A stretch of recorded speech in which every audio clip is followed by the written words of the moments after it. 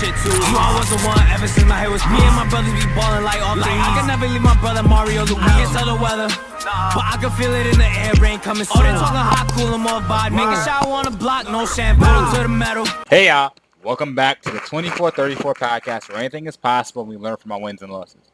Heck speaking, and I'm here to give you another film study.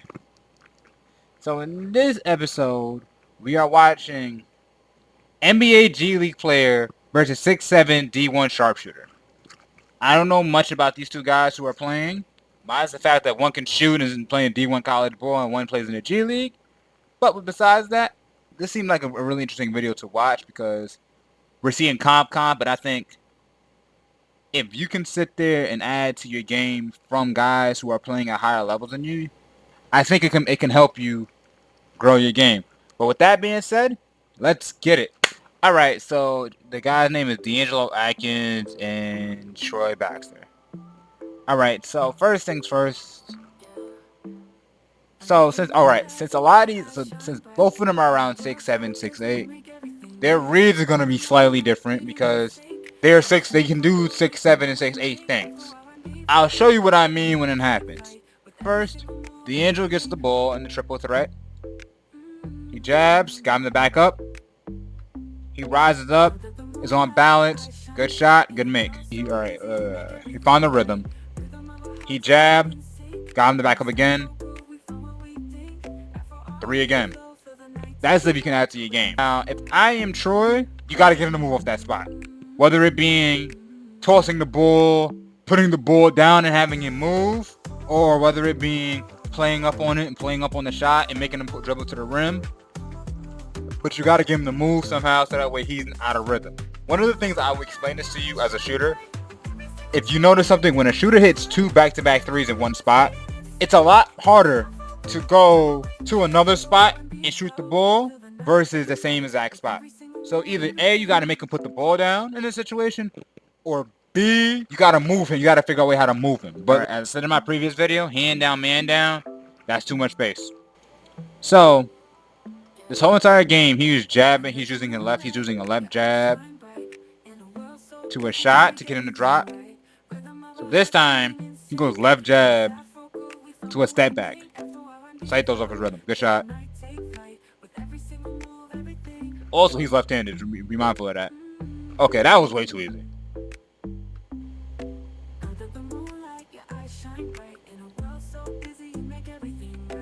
That's a perfect. Alright, so, okay, so what Troy does, hang dribble, blow by him. Okay. This is a perfect example of some 6'8", you know what. There are 2 positions in basketball in which there are the worst positions that you can potentially be in basketball. It's on the ground and in the air. If you are on the ground, that means there's physically nothing you can do about the play, and it's all up to your opponent if he makes or misses a shot. In the air. Because now at this position you're completely out of position, and by the time you cannot do nothing about it until your feet hit the ground. So right here, he steps into his base, he does an up fake. You see how he got him to react? Because he got him to react and he moves slightly forward, guess what? Troy sees this, he rips through and has a layup. Right? Now here's why I say this is some 6'8", you know what. He goes into his body. He gets fouled, loses the ball completely. If this is anybody who is not tall, who's not 6'6", 6'7", taller, most definitely they're smoking that layup. Shoot, I'm smoking that layup. But he regathers the ball in midair and lays the ball up, tough lay. All right, I want you to start paying attention to somebody. When you're looking at these one-on-ones, try peeping what side they're shading him to. So D'Lo is shading him left. So what does this mean? Troy has his options are he can take this top foot and he can take his top foot and go right. The other issue is because he's shading him left, there's certain moves that you give up. And one of the moves that he gives up is a step back this way and a side step and going directly left. It's hard to contest it, and it's very easy to shoot if you know what you're doing. Hang dribble. You see him shading him left. Right? He backs up way too much as a step back. Now, granted, because he's Because he's 6. All right, if he's playing somebody who's 6, who's like 5'11", that's enough space. That's enough space to actually bother the shot, believe it or not. But it's a little bit different when you're playing against guys who are around your height. Good shot. Boom. Okay. Yeah, I know y'all see my video, hand down, man down. If y'all don't, link is I'm gonna put a card for it. Both his hands are out. So translation, there was no. So when he rises up and shoots this, he's going to beat him to the spot every single time. But this is a wide open 3. This is bad defense in the case of you see him finding a rhythm and finding his offense. The last thing you want to give up and do is give up an easy one. But hey, it is what it is. Game 2. All right. You like stopping and turning into him. Trying to wait for him to go. You already you scared of that step, bro. Lay it up. He gonna get up there now. Cause he already know you can shoot. He's fine, bro. He's fine. 2 in a row, bro. 2 spots. 2 spots in a row, bro. Come on, Come on, money, boy. Let's go. You good. Yeah, I can't give him no space. You can't give him no space. That's what he's trying to tell you. What the fuck? That's what he want to do. All you want to do is shoot. Make him put on the floor. Once he's on the floor, you hitting out, so now you take it to pick and you whatever you want. You go, hey. I thought he was gonna play me tight, but midi pull up, 3 ball. Get your rhythm. Now you hitting 2. Now it's like you do that little slow, like on defense. Only thing I'm gonna say on defense, every time, make him put that bitch on the floor. All he want to do is jab. And step shoot back. It, you feel me? Yeah. Without that, if he put that bitch on the floor, so he don't have nothing. Bro, you look good. Do what you're doing. Stay on the same shit. Kill that nigga. Continue to kill that nigga. Yes, sir. Woo. My boy Troy. Your first time getting to see Troy? Yeah, first time getting to see Troy. Feel me? Some people, the clips on Instagram, it's just real life. He one of those, real life. To censor what they are saying, D'Angelo's sideline is telling him, put the ball on the ground, look for your shots, look to drive, but you got to play up on defense, which I couldn't agree because if you notice something, he shot 3 shots, he didn't put the ball down on the ground once. Troy's sideline is saying, make him drive, make him a driver. So the way I'm looking at this game is going to come down to who plays smarter and who makes adjustments. Because honestly, I don't think D'Angelo is gonna sit there and let him shoot this game, shoot as much as these next 2 games, because he already got burned from it. Let's see the adjustments that are being made. So if you know something about driving angles, watch how low and how strong D'Angelo is on this drive. He gets low. You see how he has his arm out here? This is why I always say it's very important when you're driving to the cup, being strong and playing through contact.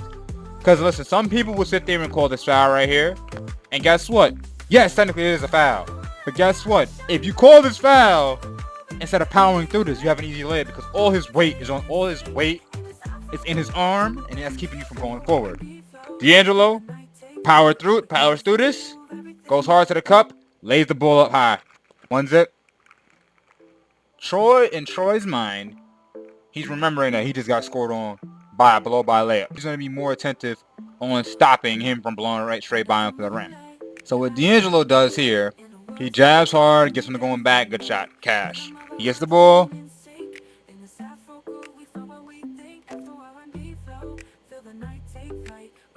Pump fakes, rips. Okay. He goes right here. Next steps. He takes 1 dribble in here. The purpose of this dribble right here is to get him to overslide. He takes 1 dribble here, crosses back this way. He's done. Notice something? You notice how he keeps his crossover very low and it's very tight, so it's very difficult. He cannot get lucky and accidentally steal this. You know what? That's the big thing I'm explaining to you, and I want everybody here to understand this.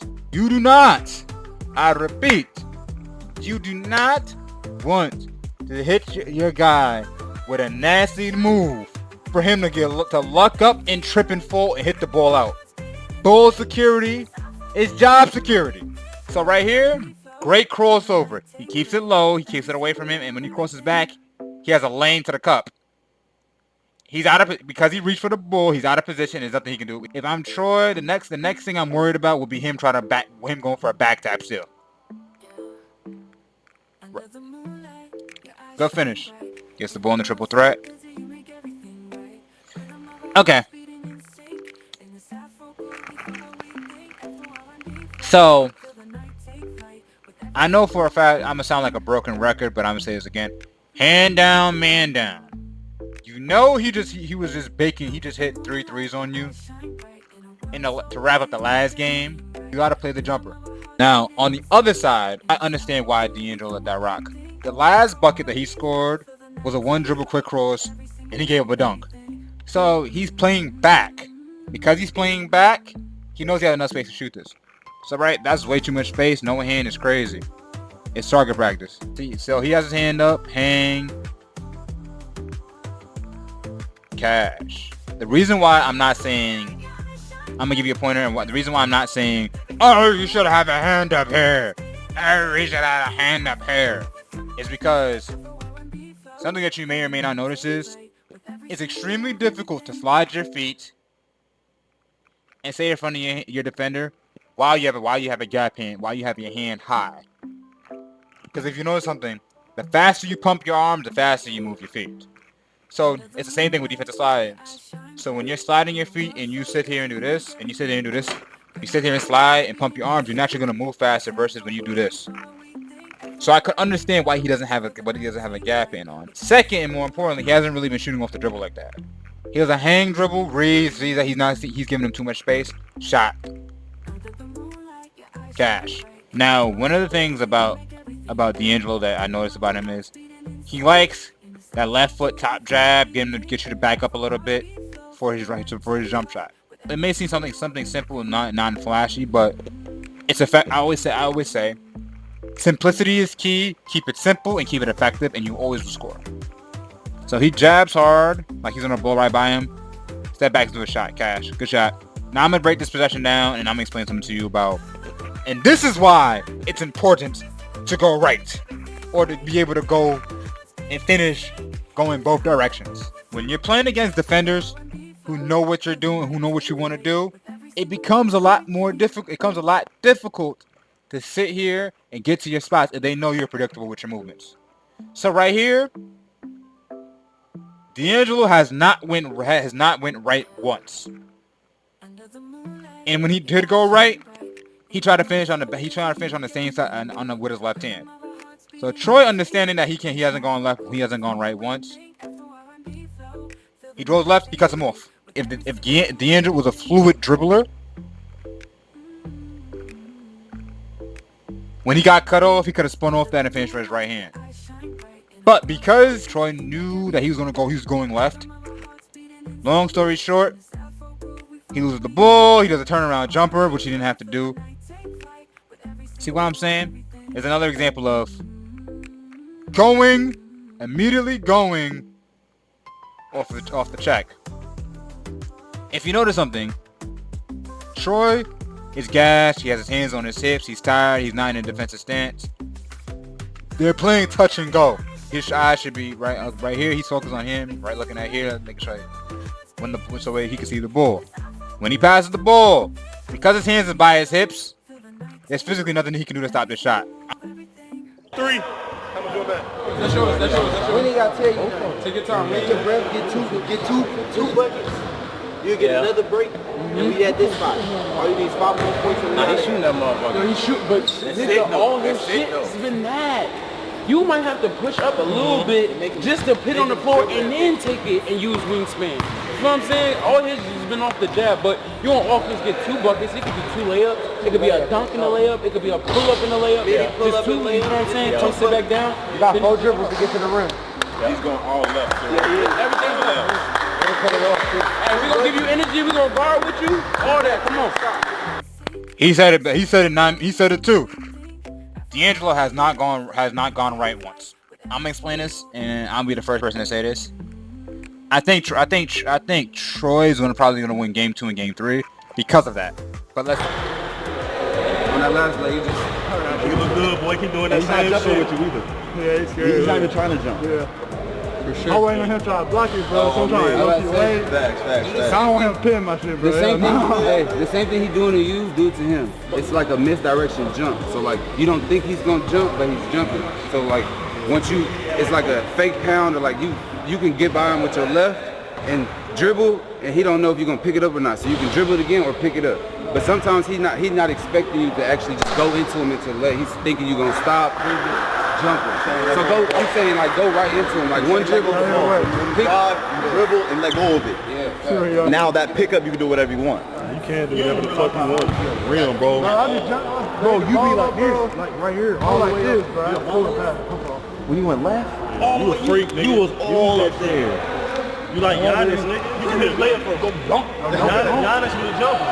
You gotta get it stopped up. Go dunk the ball, bro. You play defense. Come on, play defense. One stop, one bucket. Hands. Oh, good defense.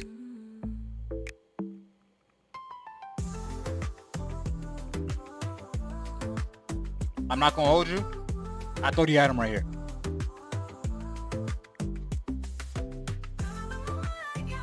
So watch. He got the top foot. He got right by him. Issue was, I'm gonna tell you something. A lesson about basketball. He caught the ball. He had the top foot right by him.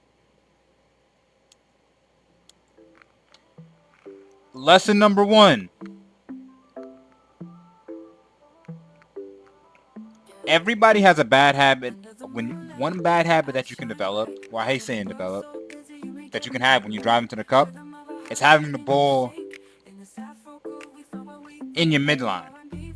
If he has the ball like by his ear, then he lays the ball up, then it doesn't get stripped. Or if he has the ball out here, then he doesn't get stripped. But because he has the ball by his midline, when he swipes down for the ball, he has him beat. He rocks it right in front of him, chicken strips. Never mind, I took my prediction back. I think D'Angelo's gonna win this. Cash.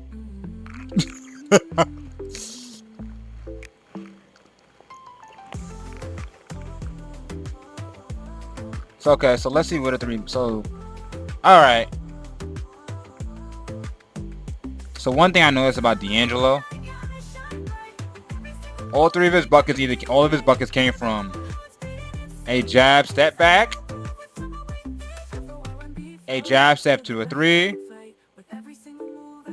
He's a jab step to a 3, jab step back, or he's going hard left, but to his finish with a left-handed finish.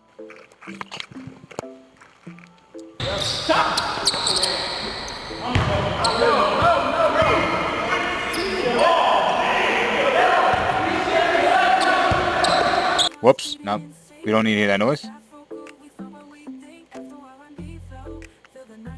That was the one time he used the right hand. That's crazy.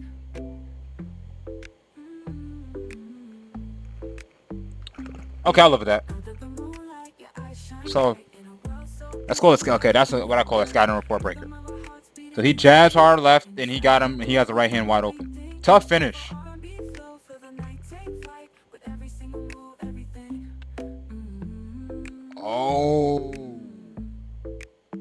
Oh, he's cooking in grease. It's 3-zip. If I'm D'Angelo, get him out of here quickly.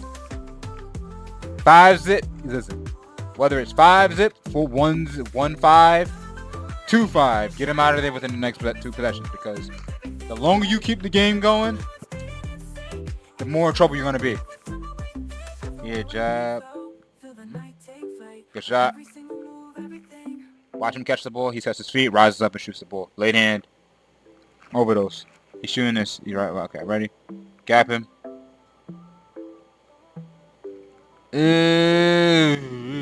He is cooking.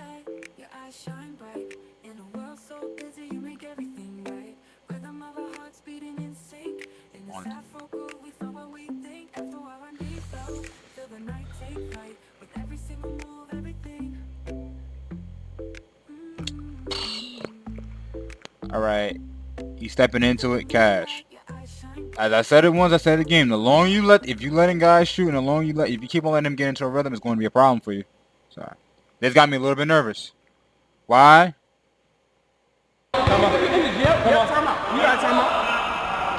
Hey, when you do that though, you going to the right, one right hand layup. Right hand, yeah, I'm going to the left, bro. Because he coming back when you're doing that. Give him time to get back on your left shot, so right hand layup, just like that. Right hand dunk it. Yeah, dunk that hoe, bro. Yeah, nigga, your neck above the rim. Shit. Good shit though, bro. One stop, one bucket, y'all. One stop, one fucking bucket. Money on the floor. Pick up your energy. This shit ain't over. You not tired. You not tired. You gotta just tell yourself you not tired. You hear me? You not tired. You a killer. The fuck is you doing? What killers do? They kill. Come on, wake up. Bro. 3 straight. That's it. All right. Yeah. So. So, on D'Angelo side, I agree with I be forgetting that they're 6'7" apiece. So like, bro, on that possession where he had him beat on the right side of the cup, all you had to do was dunk the ball with his right hand and he's good. And it's game over. But, as I always say, when you play with your food, you make a mess. Remember that. Okay? The layup. 3-4.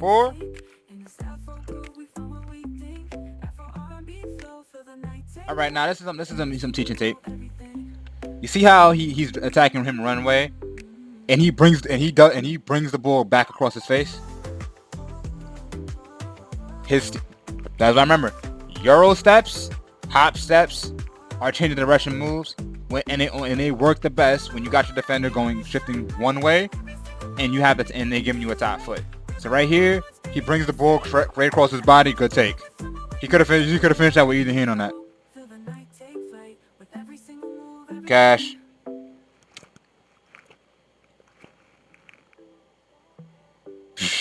No hand is crazy.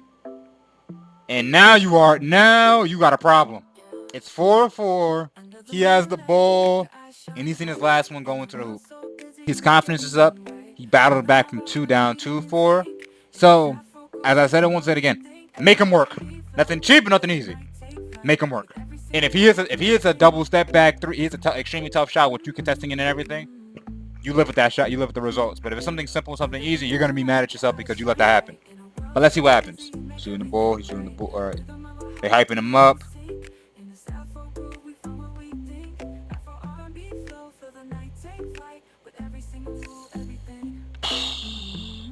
Game time. This is a perfect example of just taking him up his chest. You see how he goes? You see, it's the same way how he got back this way. You see how he's cutting him off? He's sliding and cutting him off. He's cutting him off this way. Because he's sliding and cutting him off, he knows he has a spin move right back this way. One of the things that actually Troy actually has done well a lot this game is setting up his move. So what he likes to do is he likes to sit there and set you up going one way and come back the other way. Now he has him beat. All he has to do is just go up strong and finish this because there's nothing he can do, but especially besides fouling. Right, lays the ball up. GG's. Not very happy with himself about that game. I'm gonna say this: good game from Troy Baxter, and good game from D'Angelo Atkins. What are a couple things that you felt that D'Angelo could have took advantage of in this 1v1 more of? I mean, as you saw, I feel like one of the hardest things about playing best of 3 1v1s. The more and more you see somebody play, the more and more you kind of get a pattern for what they want to do.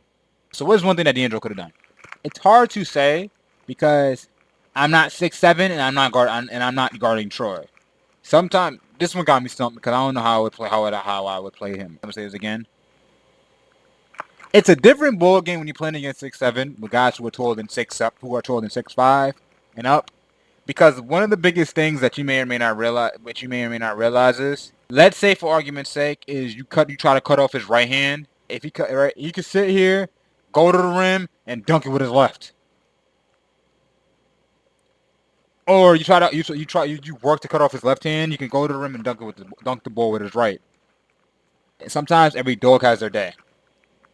And this was one of those days where Troy had his day, and there was not much he can do. Thank you to the next chapter for allowing me to use their content as always. The link to the video is going to be in the description box below. Please check them out and subscribe to them. And also, subscribe to me here at the 2434 podcast, where anything is possible and we learn from our wins and losses. Like, share, subscribe. I love y'all. I appreciate y'all. Y'all know the drill. we turn down.